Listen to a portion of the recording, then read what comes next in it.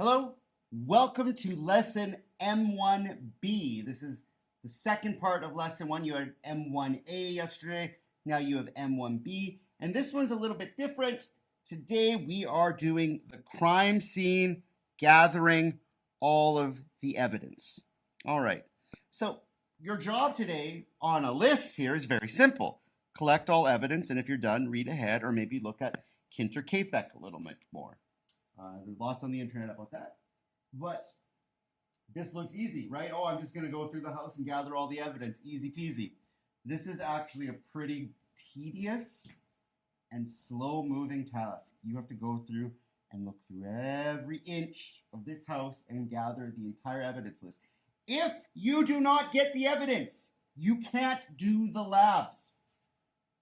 So, say after a couple days you can't get it and you give up and you need me to give you the answers to find some things, do that. Even if you don't get full marks for gathering the evidence, because when you get to future labs, if you don't have the hair samples collected from the crime scene, you can't do the hair lab because you'll be missing evidence.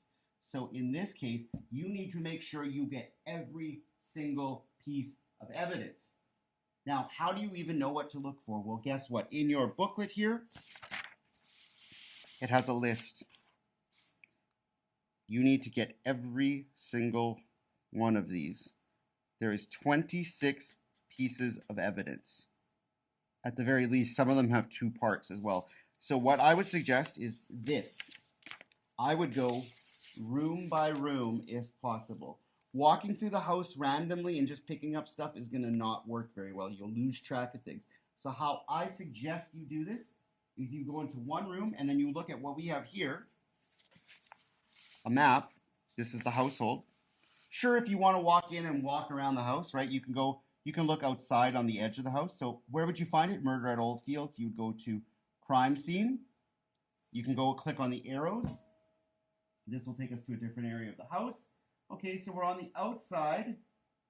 What is in that area of the house? Okay, well, I know there's evidence X, there's evidence F, and there's evidence L. I would make sure, right, you can use the magnifying glass if you'd like, and it'll tell you if you're onto something because the color will change. Now, I've already gathered the evidence, but you will see when there is something worth examining, your color will change to a green, I believe. Red when there's nothing to see, green when you found it. Then, once you have evidence in your magnifying glass, you can either examine it more, you can take a picture of it, because some things you need pictures of. You could also take a swab of it if it's blood, or tweezers if it's a hair sample, or a duster if it is a fingerprint. You would dust for fingerprints, you would use tweezers on hair samples, you would take pictures or imprints of footprints, you would swab blood and things like that. So you will have to decide what tool to use to gather your evidence, and you will be keeping a running track. If you click down on the bottom right corner, it'll tell you what you have. You need 11 out of 11 blood types, 6 out of 6 footprints found throughout the house, or fingerprints, sorry, 4 out of 4 footprints, and 8 out of 8 hair samples. You need to get all of those complete. It tells you how well you're doing. You can walk around the house to different areas. Now we're by the shed. What's by the shed? There is evidence Y and evidence E, and you can obviously flip in your book here. And it tells you exactly what evidence Y and evidence E are. And once you collect them, cross them off. That's the only way you're going to be able to keep track. If you just start collecting things and then going through this later, it's going to suck. Trust me. As you get every piece of evidence, cross it off on the map and cross it off on this list. So cross it off on both. Right? Later, we're going to be using this map to put together our case. So don't make a big mess of it. Don't use pen. Maybe use pencil. Because you're going to have to write later, as we identify things, whose footprints those are. You'll write their name. Whose fingerprint that was. Whose blood this was. Who touched the money. And you'll start to put names to pieces of evidence. And that's going to paint a picture of the story.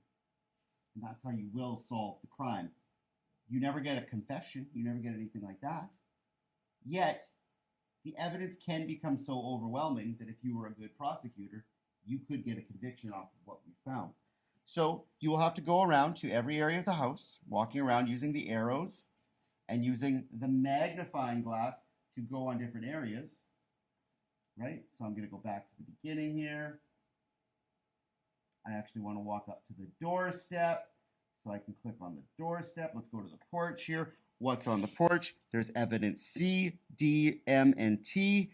As I get those done and I find them using the right tools to collect them, I will cross them off on here using a pencil.